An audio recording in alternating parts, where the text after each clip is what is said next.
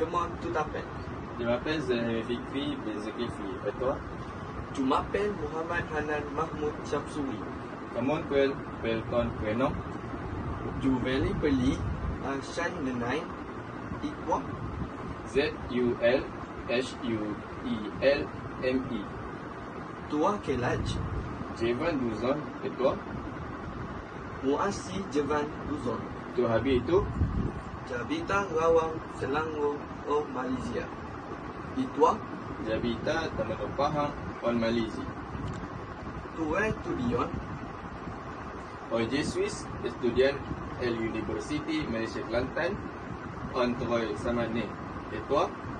Moi aussi, je vais chez étudiant University Malaysia Kelantan Auto Vizi Mane. Merci Hanan, à bientôt. Merci, au revoir.